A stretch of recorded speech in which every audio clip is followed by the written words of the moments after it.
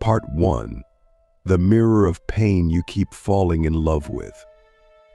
There's a moment in every relationship, romantic, familial, or even professional, where you feel an inexplicable rise of fear, anger, or deep sadness. You don't know where it comes from, but it feels ancient, overwhelming, and deeply personal. It's not about what the other person said or did. It's something deeper. It's a wound that feels older than the relationship itself. And in that moment, you're not reacting to them, you're reacting to your own unresolved story. What if I told you that most of us don't fall in love with people, we fall in love with patterns? We are magnetized to the familiar, not the functional. And the most familiar thing in your psyche is your deepest wound. That wound becomes the hidden script, the psychological demon you keep replaying in every relationship.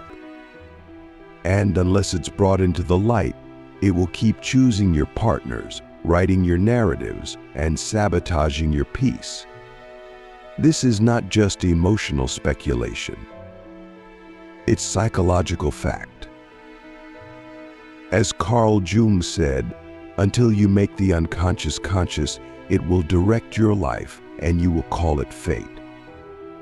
The demon you keep encountering in your relationships, whether it's abandonment, control, criticism, betrayal, is not fate. It's familiarity. It's the echo of your childhood, the shadow of your unmet needs, the phantom pain of what you never received. And the tragedy is that we don't notice it until we're already deep in the cycle again. Let's take you there. Imagine a person who grew up with emotional neglect.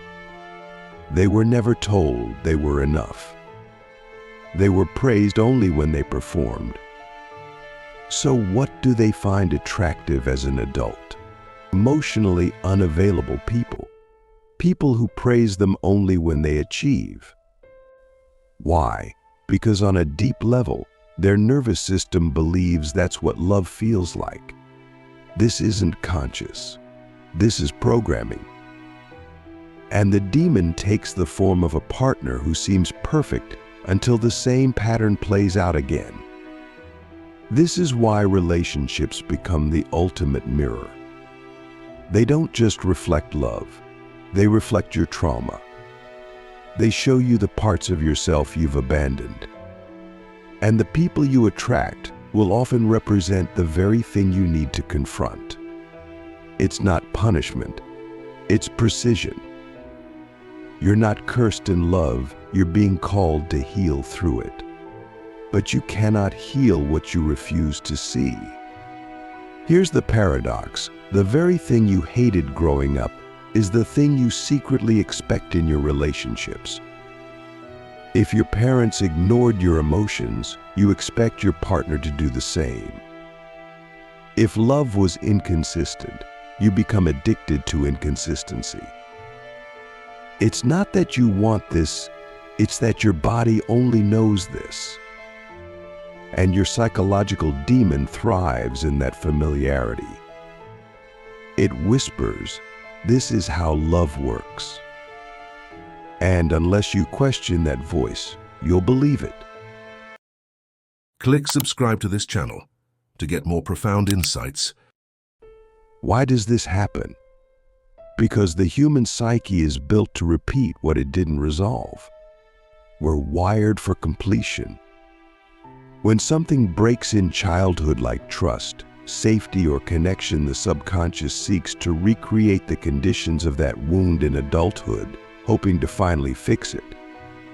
But what usually happens is re-traumatization. We don't fix it, we relive it. And every time the demon gets stronger.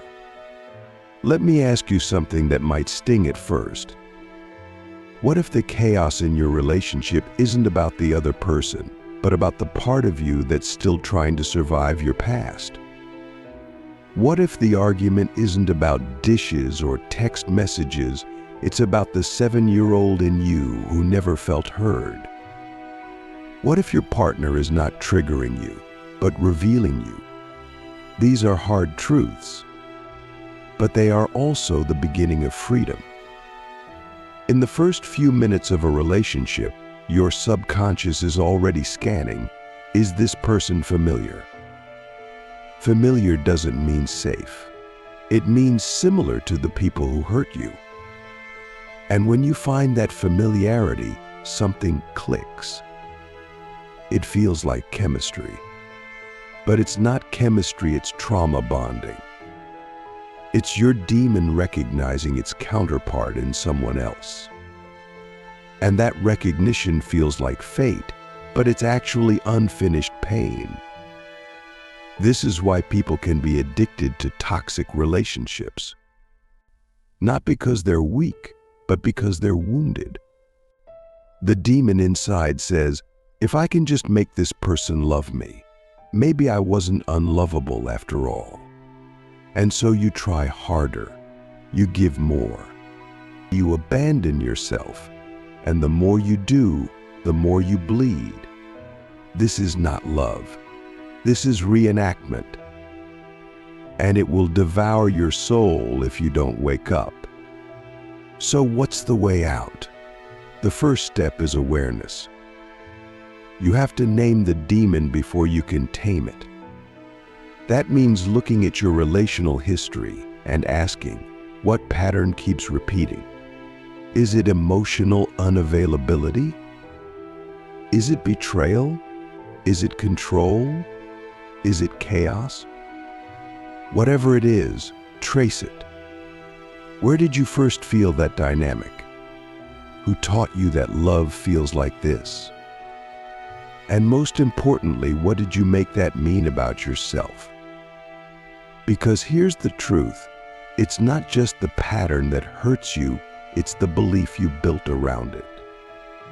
If you were abandoned, you may have decided, I'm not worthy of staying for. If you were criticized, you may have concluded, I'm never enough.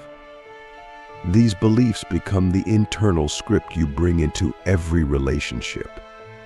And the demon feeds on that script. It thrives when you forget that it's not true. Let's bring in the wisdom of Socrates, who said, the unexamined life is not worth living. We might expand that and say, the unexamined relationship is not worth repeating. If you don't pause to examine your pain, you'll keep choosing it. Not consciously, but energetically, emotionally, psychologically. Your trauma will become your type. And your demon will become your partner over and over again. You might be wondering, but what if they really are the problem? And yes, sometimes they are. Some people are manipulative. Some are abusive. Some are emotionally immature. But here's the twist. Why did you choose them? Why did you stay? Why did you feel attracted to that dynamic in the first place? These are not questions of blame. They are questions of ownership. Because once you own your part of the story, you reclaim your power to write a new one. Ownership is the beginning of healing. When you stop blaming your partner and start investigating your patterns, you begin to shift from victim to creator. You no longer say, they always do this to me. You start asking, why do I keep choosing this? That shift is radical. It's uncomfortable. But it's the only thing that creates transformation. Because now, the demon is no longer in the driver's seat you are. And this is where the ancient wisdom meets modern psychology. Plato believed that love was a kind of divine madness, a sacred longing for wholeness. But if you don't know your wounds, that longing becomes distorted. You start trying to find wholeness through other people instead of within yourself. And no partner, no matter how amazing, can heal what you refuse to face. That's your work. That's your responsibility. So let me leave you with a question that could change the course of your relational life. What if your next breakthrough in love isn't about finding the right person, but about finally healing the part of you that keeps choosing the wrong ones? What if the demon you keep fighting in others is just a projection of the one you haven't integrated within yourself? What if love isn't something you search for, but something you become once you stop abandoning yourself? This isn't a quick fix. This is a psychological initiation. You have to be willing to break the cycle, to sit in the fire of your own triggers, to stop blaming and start becoming. Because only then do your relationships stop being battlegrounds and start becoming mirrors for your evolution. Part 2. The war within: why you're attracted to what hurts you. There's a deep and often painful truth we rarely speak out loud. We are unconsciously drawn to the very dynamics that once shattered us. The abuser, the critic, the ghoster, the narcissist. Why do they show up again and again? Why do we stay longer than we should? Why do we call it love when it feels like war? The answer is rarely what we think it is. It's not just low self-esteem or a lack of boundaries. Those are symptoms. The real issue? We are trying to heal a wound by recreating the battlefield. Let's be brutally honest. You don't just fall for people, you fall for roles. You fall for patterns. And whether you realize it or not, you fall for emotional familiarity. This is the psychological demon we must all confront. We are addicted to what we didn't get. Not because we want to suffer, but because we want to win this time. We want to rewrite the ending. We want the love we never had, but we seek it in the exact same environment where it was never given. That's not healing. That's repetition. Sigmund Freud called this the repetition compulsion. It's the unconscious drive to repeat past trauma in an attempt to master it. But here's the tragedy. You can't heal a bullet wound by returning to the battlefield. And yet we try. Again and again. We say, this time it'll be different. But it never is. Because the demon isn't just out there, it's inside. And until we meet it there, we'll keep meeting it in others. Let's look at an example. Say your father was emotionally distant. You longed for his approval. You worked hard to earn his love, but it never came. As an adult, you find yourself drawn to emotionally unavailable partners. You chase. You give, you overfunction. And when they pull away, it confirms what you always feared: I'm not enough. But you don't leave, because leaving means giving up on the fantasy that one day you'll finally be loved the way you deserve to be loved all along. This is how the demon wins, not through violence, but through hope. It convinces you that if you just try harder, love harder, sacrifice more, you'll finally be chosen. But the truth is, you're not chasing a person, you're chasing a feeling. A feeling you never got. And no one, not even the perfect partner, can fill that emotional black hole. That's an inside job. That's your work. That's where your healing begins. Here's a radical truth. You don't attract what you want, you attract what you are. Or more accurately, what you believe you are. If you believe you're unworthy, you'll attract people who confirm that belief. If you believe love must be earned, you'll attract people who make you earn it. If you believe you're invisible, you'll find partners who overlook you. The outer world is a mirror of your inner world. And that mirror does not lie. This is why self-awareness is so essential. You must become the observer of your own patterns. You must ask, what is the emotional theme that keeps playing out in my relationships? Is it rejection? Abandonment? Betrayal? Emotional starvation? These themes are not coincidences. They are clues. They are the fingerprints of your demon, showing you exactly where the healing needs to happen. Let's go deeper. Most people think healing is about finding someone who doesn't hurt them. But true healing is about recognizing why you were drawn to the hurt in the first place. It's about seeing the emotional logic behind your attraction. Because there is logic even in your pain. You're not crazy. You're not weak. You're wired for survival. And what helped you survive as a child suppressing your needs, overgiving, people-pleasing has now become your prison. So what do? First, we stop blaming others for the patterns we keep repeating. This doesn't mean excusing toxic behavior. It means taking radical responsibility for our participation in it. Because blame keeps you powerless. But ownership gives you your life back. It says, yes, I was hurt, but I'm not going to keep hurting myself by staying asleep. Let's revisit Jung for a moment. He said, your vision will become clear only when you can look into your own heart.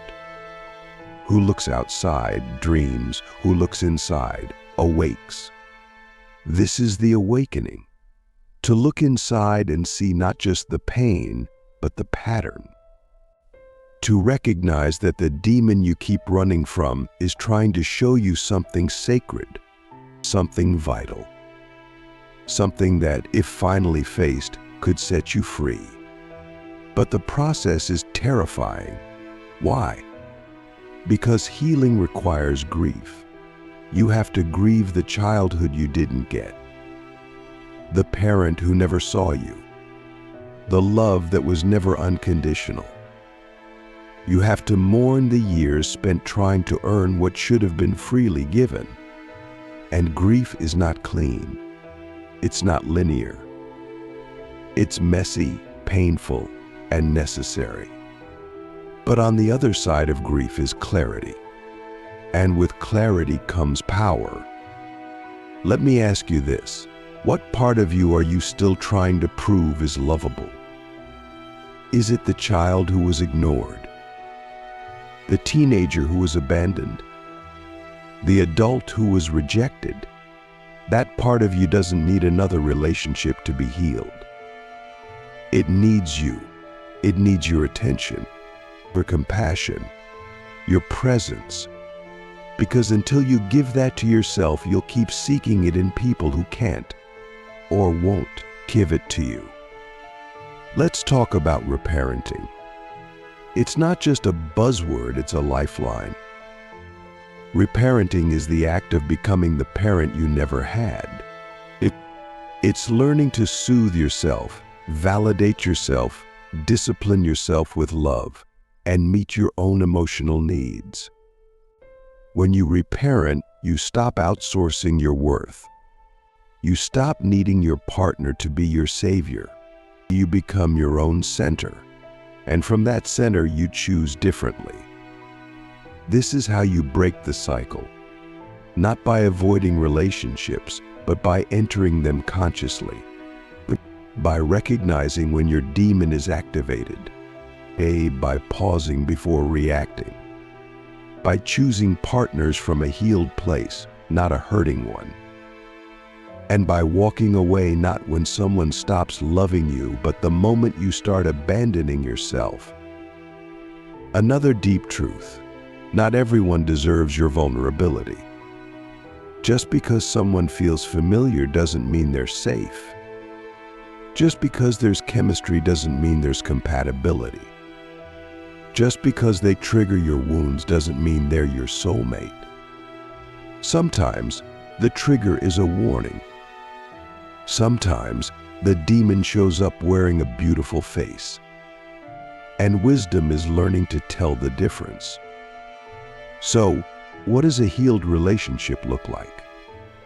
It's not perfect. It's not always peaceful, but it's conscious. You communicate instead of manipulate. You express instead of suppress.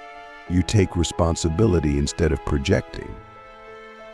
And when the demon shows up, as it always will, you meet it together as allies, not adversaries.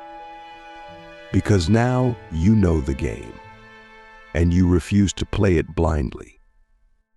Let's end this part with a question that could shatter your illusions. What if the love you've been chasing is actually the love you've been withholding from yourself? What if the partner you seek is simply a mirror showing you where you've yet to come home to your own heart? What if the demon's purpose was never to punish, but to point you back to your inner child, still waiting, still hoping, still believing that one day you would finally choose you? That day can be today. Part 3. Liberation through awareness, becoming the one who ends the cycle. You've come this far. You've seen the pattern. You've met the demon. Now comes the most difficult part, not just seeing the truth, but living it. Awareness is powerful, but it's not the end. It's the beginning. The beginning of a new kind of relationship, not just with others, but with yourself.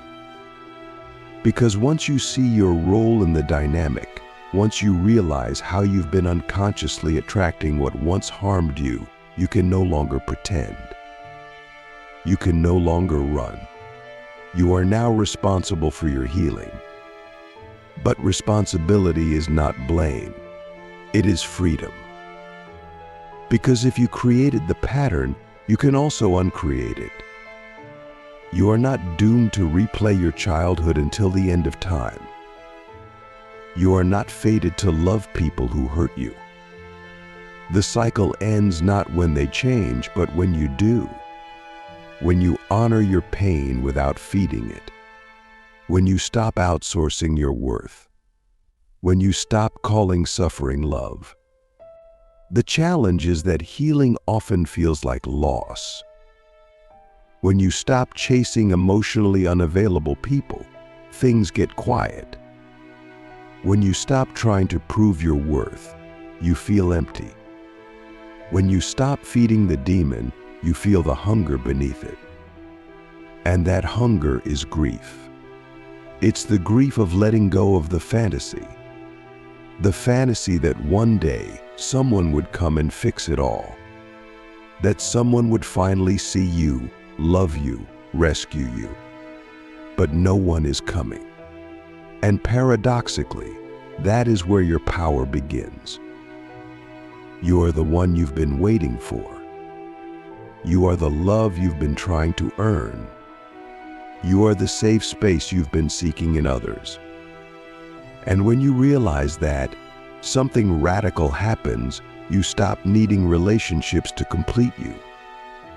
You stop using love to fill a void. You no longer settle for crumbs because you've learned to bake your own bread. You no longer tolerate chaos because you've cultivated inner peace. That's not loneliness. That's liberation. So how do we move forward? Not through perfection, but through presence. You must learn to notice the demon when it shows up, in the form of neediness, in the pull towards someone emotionally cold, in the urge to abandon yourself to keep the peace, or in the lie that says, if I do more, they'll love me more. When that voice speaks, you pause. You breathe. You ask yourself, is this love or is this a pattern? That question alone can change your life. Let's talk about nervous system healing. Because the demon doesn't just live in your mind, it lives in your body. That's why certain types of people feel magnetic to you. Your nervous system recognizes them not as safe, but as familiar. And familiar feels like home, even if home was chaos. Healing means reconditioning your body to feel safe with peace. It means learning that love doesn't have to come with anxiety, that calm isn't boring, it's healthy, that being seen doesn't have to feel unsafe. This is where practices like meditation, breathwork, somatic therapy, and inner child work become essential. You can't just think your way out of these patterns. You must also feel your way through them. You must learn to sit with discomfort, to hold your own hand in the fire, to stay present when your demon says, run. That's the real work. Not chasing, not fixing, staying with yourself, no matter what. Philosopher Soren Kierkegaard once wrote, "Life can only be understood backwards, but it must be lived forwards." You now understand your past. You see how you've been reenacting your wounds. But now, you must choose differently. You must live forwards. That means making new choices even when they hurt. Walking away from what's familiar, even when it tempts you. Saying no to chaos, even when your body craves it. Choosing peace, even when your demon screams, "This isn't love." Let me ask you something bold. What would your life look like if you only accepted love that felt like freedom? Not intensity, not obsession, not drama, but freedom. Would you have to leave certain people behind? Would you have to break your own heart to save your soul? Would you have to disappoint others to finally honor yourself? These are not easy questions, but they are the questions that set you free. Freedom is costly. It costs you your illusions, your fantasies, your comfort zone. But what you gain in return is priceless clarity. Clarity about who you are. Clarity about what you deserve. Clarity about what love actually feels like. And here's the truth. Real love is not a roller coaster. It's not a chase. It's not a test you have to pass. Real love is a sanctuary. It's a mirror that reflects not your wounds, but your wholeness. That's the final gift of the demon. Not destruction, but direction. It points you toward the places within you that still need love. It shows you where you've abandoned yourself. It reveals the parts of you that are still waiting to be chosen by you. And when you choose them, when you love them, when you welcome them home, the demon dissolves. Not because it was evil, but because its purpose was fulfilled. Let's talk about the kind of relationship that emerges after this healing. It's not perfect. It still has conflict. But it's conscious. It's a space where both people take responsibility for their triggers, where communication replaces manipulation, where honesty replaces performance, where love is not a battlefield, but a collaboration. You don't complete each other, you complement each other, because both of you are already whole. In these relationships, the demon still shows up, but it's not in charge. You recognize it, you name it, you talk about it. You say, "This feels like my old pattern trying to run the show." And the other person doesn't shame you, they hold space for you. That's what it means to be in a conscious relationship, not the absence of wounds, but the presence of awareness. It takes courage to get here, courage to walk away from what almost feels like love, courage to sit in the silence instead of filling it with chaos, courage to disappoint your past self to honor your future self. But every time you choose that courage, you reclaim your power. You become the one who ends the cycle. You become the one your younger self needed. You become the one who is no longer afraid of peace. Let's end with a final, piercing question. What if breaking your own pattern is the most sacred kind of love you'll ever experience? What if the greatest act of romance is not finding the right person, but becoming someone who no longer betrays themselves for love? What if the demon wasn't your enemy, but your guide, leading you back to your true self? This is the journey, from pain to pattern, or from pattern to awareness, from awareness to action, and from action to freedom. The psychological demon you've been playing out in your relationships doesn't have to define you. It can refine you. It can awaken you. It can lead you home. Choose you. Choose peace. Choose freedom. Because the cycle ends with you.